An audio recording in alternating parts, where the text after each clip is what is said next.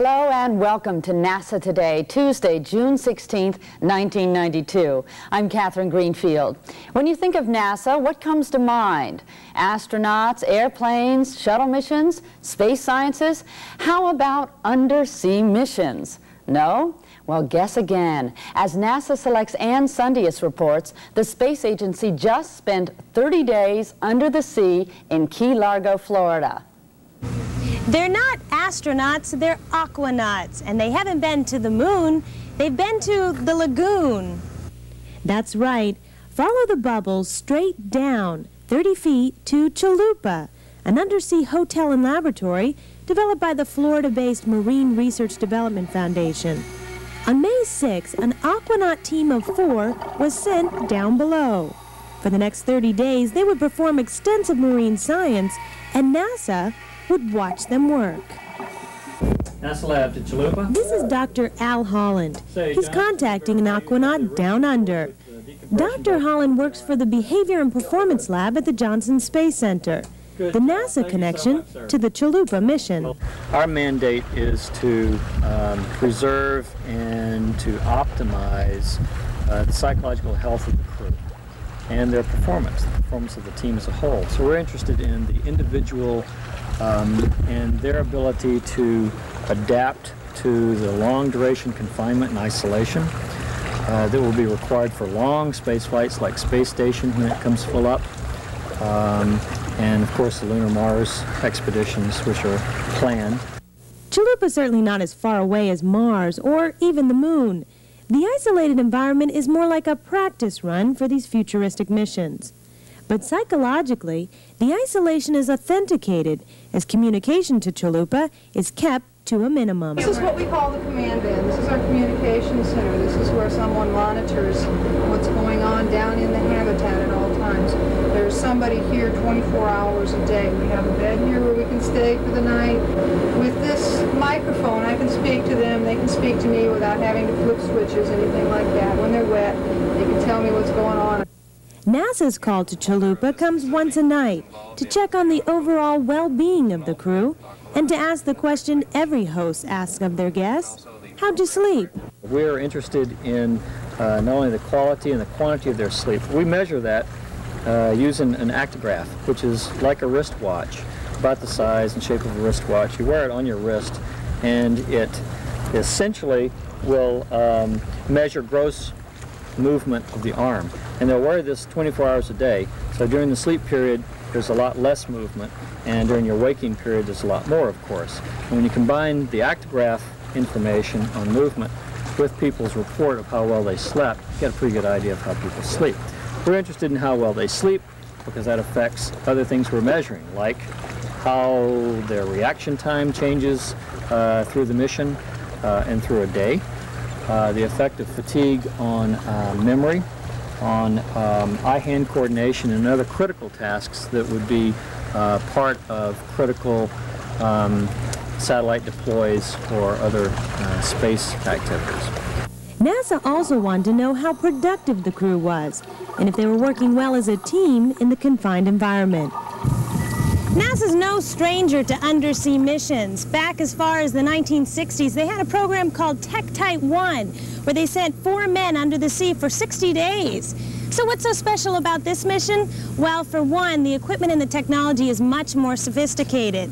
Whereas during Tektite, the observations were pretty subjective, Chalupa's observations will be right on the money. The aquanauts also couldn't complain about Chalupa's first-class style. We have, of course, we have all the matching towels and everything for them. We have mints on the pillows for them. I tucked away some astronaut ice cream for them. Matching bathrobes, so the boys probably look really spiffy at night when they tuck themselves in. The real payoff comes when the aquanauts surface.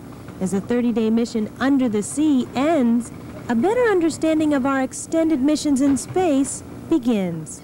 For NASA Select, I'm Ann Sundius in Key Largo, Florida. It may sound like a page out of 20,000 Leagues Under the Sea, but this is no storybook. On May 6th, 4 aquanauts were sent to live and work down under the sea for 30 days.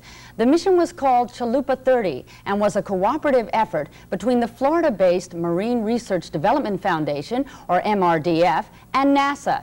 Its objective was twofold: to help us learn more about the world, which covers 3/4 of our planet, and to give us insight on how humans adapt to an environment they're not quite accustomed to.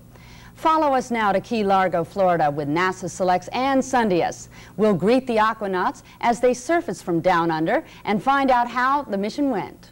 After 30 days, the trip to the surface must have seemed but a moment in time. And after such isolation, you'd think the champagne-doused homecoming would have been a bit shocking. But aquanauts Chris Olstad and John Conant seemed to take it all in stride. What's the first thing you want to do?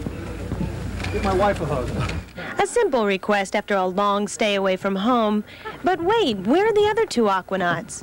Well, 5 days into the mission, aquanaut Bill Sofing caught a flu-like virus, so he had to resurface early. And aquanaut Rick Presley decided not to come up at all. He's staying down below for another 30 days or more. If Olstad and Conant had their druthers, they too would have liked to have followed in Presley's footsteps, or Flipper's for that matter. That was a very comfortable environment for us, and we could have stayed another 30 days without any difficulty. I think we're just scratching the surface. I think in the future man will be living for extended periods of time under the sea. And there's many things to do and things to explore down there.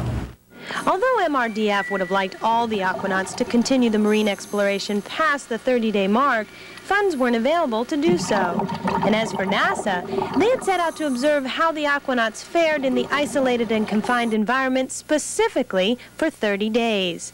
What they learned would be used when planning future space missions for the same length of time. So, does an undersea mission really resemble one among the stars? Well, we're dealing with life support systems just like you are in space. We're living in a pressure vessel. We make excursions from our home, from our living facility. We have a schedule that we are following. We have testing that we're going through, both psychological and scientific projects that we're working on. We also have a crew that we're working with for a long period of time that we get to know very intimately, know everybody's quirks, and we have to cooperate with one another. Cooperation was key to NASA. Those chosen for this and future missions have to want to be in the isolated and new environment. The aquanauts prepped themselves mentally and physically for the challenge. The fun for me really came from what we were learning, from the work itself. I would rather work than probably do anything else. As far as clawing at the roof, trying to get out, not a bit, not a bit. Far from clawing his way out, Bill Sofing said the mission was actually a nice change of pace. It's quite a calming environment. It really is. The constant background noise of air escaping the habitat provides you with kind of a lulling atmosphere. Anxiety isn't high. It's a really enjoyable environment. But was it enjoyable enough to want to board a mission to Mars, or perhaps Space Station Freedom? That'd be great. That would be fantastic, actually. The overall project results show that it's not that difficult to adapt to being under the sea for only 30 days. So now NASA hopes to be able to observe longer isolation experiments. And they may get their chance if they can piggyback onto a European Space Agency experiment that's supposed to happen in Germany in the fall. But for now, they know they've become that much closer to preparing for Space Station Freedom. For NASA Select, I'm Ann Sundius in Key Largo, Florida. Tomorrow on NASA Today, we'll join Ann Sundius on a tour inside the undersea habitat as she visits with Rick Presley. Rick's the aquanaut who remained down below. He's trying to break the record for living and working for the longest period of time under the sea.